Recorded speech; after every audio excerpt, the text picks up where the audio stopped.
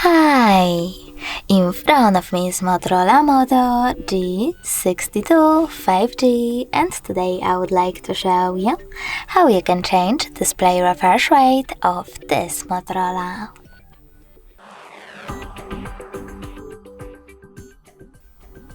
First of all, open Settings and tap on Display section after scrolling down.